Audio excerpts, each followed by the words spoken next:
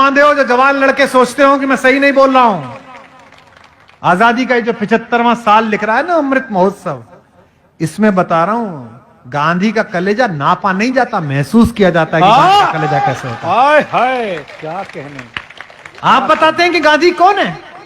इतिहास की किताब पढ़िए, ये व्हाट्सएप पे सुबह सुबह जो तुम्हें एजेंडा भेजा जाता है ना, जिसे तुम पोटी करते समय पढ़ते हो, उसी लायक ही है वो, क्योंकि उन्होंने भी व्हाट्सएप पे पोटी करी है जो उन्होंने भेजी है आपको।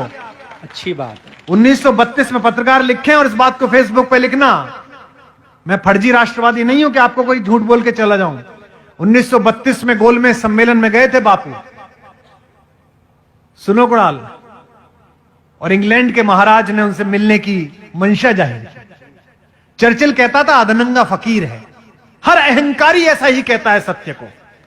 रावण भी कहता था कि फकीर है, ये कौन तपस्वी है, इसके साथ ये औरत क्यों रहनी चाहिए, मेरे पास रहनी चाहिए।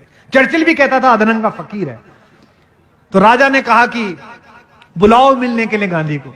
तो आप कभी राजभवन गए हो मिलने के लिए राज्यपाल जी से, राष्ट्रपति जी से मिलने गए हो, तो वहां एक प्रोटोकॉल मिलता है, राष्ट्रपति जी को छुएंगे नहीं, इतनी दूरी पर बैठेंगे, जब इशारा कर देगा एडीसी तो आपको उठना पड़ेगा, ऐसा मिलता है ना प्रोटोकॉल। वो तो दुनिया का सबसे बड़ा आदमी था, और जिस इंग्लैंड का मैं राजा कह रहा हूं वो आज का इंग्लैंड नहीं, 2/3 दुनिया का मालिक। यूनियन जैक के नीचे पूरी 2/3 दुनिया थी। उसके एडीसी ने लिखकर भेजा कि ग्रे कलर का कोट या ब्लैक कलर का कोट पहनकर आप आए। गांधी पहुंचे, बकिंगम पैलेस के अंदर बग्घी गई, दरवाजा खोला गया तो हिंदुस्तान का 156 इंच का सीना अकेली एक धोती में, यूं ही अधनंगा। एडीसी ने जाकर कहा अंदर जाके कि साहब वो तो कपड़े पहन के नहीं आया। तो जॉर्ज पंचम बोला कि चर्चिल कहता तो था नंगा है, पर इतना नंगा है। हाँ सच है, आप पढ़िए।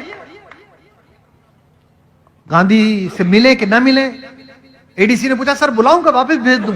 राजा को मस्खरी सूझी। राजा ने कहा देखे तो सही कौन आदमी है, पूरा देश खड़ा कर दिया आपने पीछे। उसने कहा बुलाओ अंदर। आया, दुनिया के सबसे बड़े आदमी के सामने हिंदुस्तान का सबसे कमजोर आदमी खड़ा है, और जिस हत्यारे को तुम महिमा मंडित करते हो वो नपुंसक था। 28 साल की उम्र में उसने एक बूढ़े अशक्त को गोली मारी।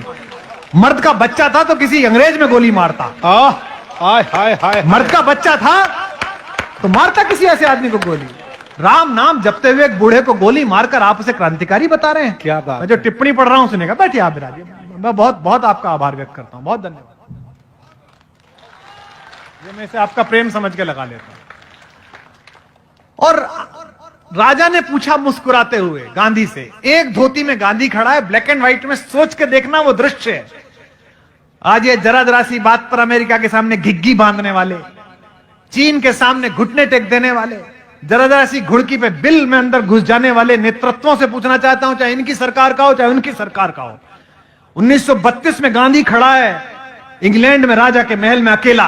राजा ने पूछा well mister Gandhi where are your clothes, तुम्हारे कपड़े कहां गए? बिना कांपे, यूरेनियम से बने हुए, प्लेटिनम से बने हुए, डायमंड से बने हुए सीने वाले हिंदुस्तान के सबसे बड़े फकीर ने कहा, जो सेंटेंस बोला उसे बोलने के लिए कलेजा चाहिए, नापने के लिए नहीं, महसूस करने के लिए। उसने कहा, हिंदी में सुनाता हूं जो अंग्रेजी में कहा, नॉट इवन माइन, तुम्हारे कपड़े कहां गए? उसने कहा मेरे छोड़ो महाराज, मेरे पूरे देश के कपड़े तो चुरा कर आपने पहन लिए। इसके लिए कलेजा चाहिए। आपका चाचा अच्छा हो सकता है, आपके बाप अच्छे हो सकते हैं, पर इससे मेरा बाबा बुरा कैसे हो गया यार? आप अजीब आदमी है भाई। क्या कहने। मेरी बेटी मुझसे पूछ रही थी कल, ओके अच्छा tell me who is the best prime minister till date. उसे लगा कि प्रधानमंत्री जी मेरे मित्र हैं तो मैं प्रधानमंत्री जी बोलूंगा। मैं आपको बताता हूं देश का सबसे अच्छा प्रधानमंत्री कौन हुआ। सभी ने अच्छा काम किया, नेहरू जी ने IIT IMD अच्छा काम किया, इंदिरा जी ने प्रीवी पर्स खत्म किया, बैंकों का राष्ट्रीयकरण अच्छा काम किया, राजीव गांधी कंप्यूटर लेके आए तो बहुत अच्छा काम किया, अटल बिहारी वाजपेयी गठबंधन कैसे चले इस देश को सिखाया, नरेंद्र मोदी ने बहुत अच्छा काम किया, सबने अच्छा काम किया। लेकिन दोस्तों इस देश का सबसे ताकतवर प्रधानमंत्री था 5 फुट 4 इंच का। हाय हाय। कुछ लोग अभी समझे नहीं। लाल बहादुर, इलाहाबाद का वो लाल जिसकी बहादुरी से पूरी दुनिया थर्राती। वाह। 19 महीने शासन किया था शास्त्री जी ने। 1000 साल में पहली बार हम जीते थे पाकिस्तान के खिलाफ। पहली बार हमने लड़ाई लड़ी और हम जीते। और सेनाध्यक्ष ने आकर कहा कि साहब वो कश्मीर में बहुत ट्रबुलेंस हो रही है। बोले कैसे? बोले वो आते हैं मार के चले जाते हैं। बोले कहां चले जाते हैं? मारो वहां जाके। तो बोले तो सीमा के पल्ली पार चले जाते हैं। तो शास्त्री जी ने कहा पल्ली पार जाके मारो। तो सेनाध्यक्ष बोला साहब ये तो वार हो जाएगी। शास्त्री जी ने कहा देश के नागरिकों को बचाने के लिए शांति हो या युद्ध हो करना ही चाहिए। आपके साथ खड़ा। हाय हाय हाय हाय। इतिहास को किताबों से पढ़ो, अपने नेताओं के चिंटू बनकर मत पढ़ो। इतिहास को पुस्तकों से पढ़ो भाई। ये लाइव जा रहा है, इसे लाखों लोग देख रहे हैं और मैं जानता हूं कि कल मुझे गालियां भी पड़ेंगी। छोड़ेंगे नहीं भक्त। फिर भी कह रहा हूं और यहां भी बैठे होंगे, उनकी गालियों के बीच कह रहा हूं, आमंत्रित कर रहा हूं आप में से जो पढ़ा लिखा हो वो यहां आ जाए, एक माइक में दे दूंगा, आज बहस कर लें। इनका तो दुर्भाग्य है कि इन्होंने खुद ने ऐसों की फौज इकट्ठी कर रखी है जो बोल नहीं पाती। हाँ बिल्कुल सही। कैसे बोलेंगे? जनरल अयूब 6 फुट 2 इंच का था। एक संवाददाता थे बीबीसी के, मार्क टली।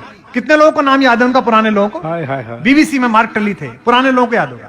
हिंदी बहुत अच्छी बोलते थे। मसूरी में उनका मकान था, मैं भी मिलने जाता था। तो जनरल अयूब से पूछा, हिंदुस्तान पाकिस्तान के बीच जंग का आसार था और समझौता होना था, हमारी वार्ता होनी थी। तो जनरल अयूब से मार्क टली ने पूछा कि जनरल अयूब वो इंडिया के साथ आपका बात होगा तो कैसे होगा? वो शास्त्री जी से आपका बात होगा। तो अहंकार में डूबा हुआ पाकिस्तान का खूंखार शासक बोला मैं 5 फुट 2 इंच, वो शास्त्री 5 फुट 4 इंच, वो मुझसे क्या बात करेगा? कितना अहंकार था। भारत आए, साउथ ब्लॉक में प्रधानमंत्री कार्यालय से अपनी सफेद एम्बेसडर कार में शास्त्री जी फाइल लेके चढ़ रहे थे। मार्क टली दौड़ते दौड़ते गए, शास्त्री जी जनरल अयूब कहते हैं कि वो 6 फुट 2 इंच के, आप 5 फुट 4 इंच के, लड़ाई होने वाली है, लड़ाई के बाद आप दोनों क्या बात करेंगे? बोले वो मुझसे क्या बात करेगा? शास्त्री जी ने मुस्कुराते हुए विनम्रता से जो जवाब दिया वो आपकी हथेलियां गर्म कर देगा। शास्त्री जी ने कहा जनरल साहब ठीक कहते हैं, लड़ाई पूरी हो जाने दीजिए, हम दोनों मिलेंगे, जरूर मिलेंगे, लेकिन हश्र ये होगा कि वो नजर झुकाकर बात कर रहे होंगे और मैं नजर उठाकर बात कर रहा हूं। क्या बात है, क्या कहने। ऐसे लोग हमने पैदा किए इस देश। कहने वाह वाह, क्या संस्मरण है, वाह वाह वाह वाह। पाकिस्तान के 2 टुकड़े करने वाली महियसी श्रीमती इंदिरा गांधी हमने पैदा की। आप उससे भी महान काम करें। ईश्वर करे कि पाक अधिकृत कश्मीर आप भारत को दिला दें। हम आपके सम्मान में भी कविताएं लिखेंगे। हम आज से 20 वर्ष बाद आपके संबंध में भी ऐसा करेंगे। लेकिन एक बात ध्यान रखना, आखिरी बात कहकर कविता पढ़ता हूं, जो पीढ़ी अपने इतिहास को गाली देती है उसे वर्तमान भी मार्ग नहीं देता और भविष्य भी उसके लिए रास्ता नहीं। मेरे दादा ने 18 बीघे की छोटी सी खेती करके गरीबी में वक्त काटा। मेरे पिताजी ने प्रोफेसर बनके उसी गांव में एक पक्का मकान बनाया। मैंने हिंदुस्तान का सबसे महंगा कवि बनकर उसी गांव में एकड़ों में फैला हुआ फार्म हाउस बनाया। आज मैं उस फार्म हाउस में बैठकर अपने दादा को गाली दूं कि उस पर एक कच्चा ही मकान बन पाया तो मैं एक नीच पोता हूं और एक खराब भारतीय। अच्छी बात है, अच्छा बात है, अच्छी। तब कविता पढ़ रहा हूं। स्वागत।